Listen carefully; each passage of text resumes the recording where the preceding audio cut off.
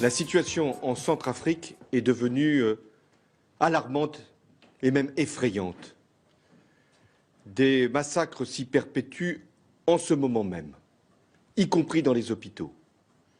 Chaque jour, des femmes et des enfants sont violentés et des milliers de déplacés cherchent refuge. Déjà, 600 militaires français sont sur place. Cet effectif sera doublé d'ici quelques jours, pour ne pas dire quelques heures. La France n'a pas d'autre objectif que de sauver des vies humaines. Historiquement, la France considère la République centrafricaine comme son livret de caisse d'épargne. C'est-à-dire qu'elle pense et elle croit que tout ce qui est dans le sous-sol est à elle. Et il n'y a personne d'autre. C'est un livret de caisse d'épargne que l'on met en épargne, on n'y touche pas. Dans le sous-sol, on a du cuivre, du fer, du manganèse, du cobalt, de l'uranium, du mercure rouge. Il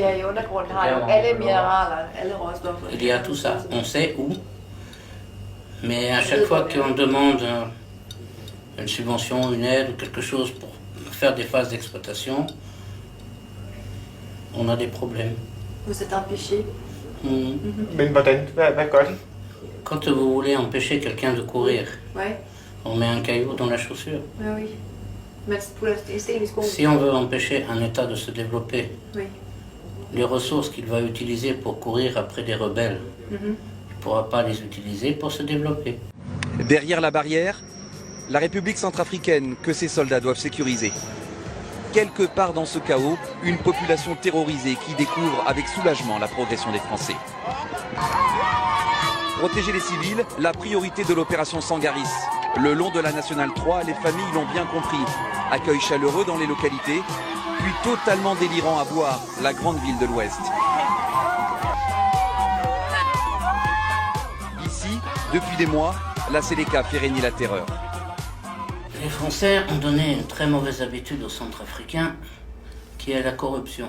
Quand on attrape un ministre ici, qui est corrompu, il obtient automatiquement un visa, un passeport et une carte de séjour en France.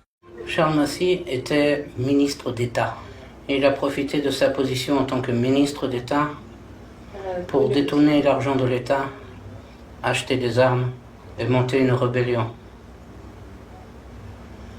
Essayer de faire un coup d'État avec l'aide de la France. Ils ont nous tués.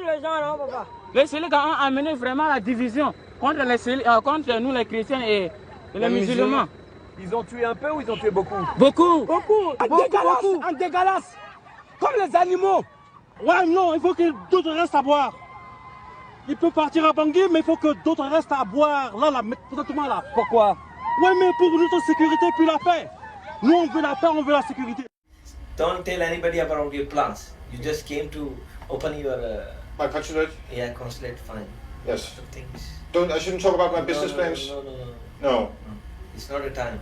I was thinking about selling... You can talk with the consulars. Yes. But be careful with the consular of, what you say, Netherlands? Netherlands? Yeah. Yes. You have to be careful with Belgium. All the European. Yes. Because they are reporting to the ambassador of France. Yes. And I want to steer clear of France. Other African consulate, there is no problem. But these people, they have to be careful. Antoine et Nicolas sont allés jusqu'au bout de leur devoir, au service de la paix.